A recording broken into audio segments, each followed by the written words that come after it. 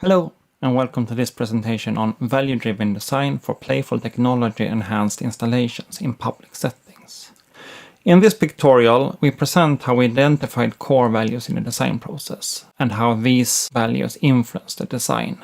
My name is Jon Back, and this paper was written by me together with Karin Johansson and Joacim Wireband. In the project, we worked with HCI and interaction design departments in 2 universities.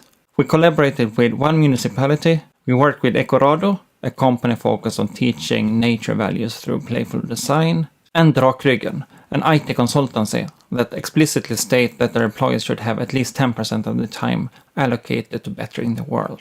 And when I say universities, companies and municipality, this is not just me presenting the project partners. This group is an important part of how we worked and what values we worked with in the project.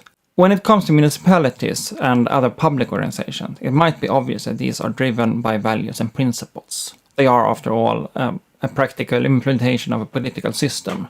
But in this work, we also worked deliberately with values from the other partners, the companies and the universities. But as always when presenting design work, now you're probably wondering what we actually did. In total, this consisted of 3 installations. 1 small hut that resembled a birdhouse, and 2 big eggs. All 3 installations share similar technology, consisting of speakers, lights and touch sensors. In the eggs, these light and touch sensors are placed around the surface of the egg, making them into zones that can be touched and thereby change color. And in the hut, the lights are placed in spotlights in the roof, and the sensors are placed in stools on the floor, basically turning the touch sensor into a form of butt sensor. All 3 installations are connected to the web and to each other, making it possible to program and reprogram them as individual installations or as installations that work together. For example, the egg can turn on one light, and when that light is touched, it turns off and another light is turned on, and thereby turning the egg into a form of chasing activity, where you chase after the light. Or, as in one of the other programs, each sensor is connected to a note, and when you touch the sensor, a note is played, thereby turning the egg into an instrument. We connected this work to an ongoing project in Linköping where they wanted to remake one of the playgrounds. As these are at least partly value-driven organizations, there are often many forms of values to consider. For example, values related to democracy. How can everybody have a say? Or to inclusion. How can everybody use an area, even if they are a minority or having a disability? We approach this by trying to explicate the values from all participating partners, not just for a municipality.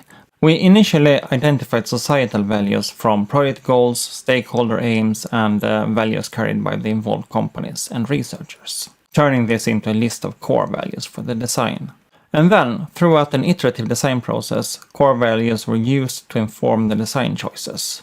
But also, design ideas were used to inform and develop the core values, never treating either as completely finished. It's important to note that these values are not clear-cut, but interrelated, and may sometimes even be in opposition to each other. By adapting and trying to understand both values and the design, we could balance these values against both each other and against the design.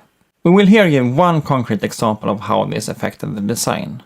Under the category of appropriation, we discuss the needs for children to make the playground their own, to empower them and make them feel as an important part of the public environment. This category is based in such basic principles as the municipality's view on democracy and everybody's right to public place.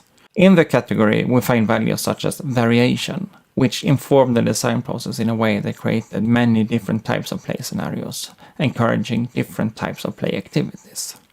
It also contains changeability, the possibility to change the digital components also after the inauguration of the playground, and to open up this possibility to children, giving them some of the power of saying how the place should work. So, in conclusion, we argue that societal values can be concretely manifested and incorporated into an actual design, and we point to the importance of having societal values in mind and using them as a design tool, especially in public settings. This is a process that of course is highly dependent on active participation of all project parts and stakeholders.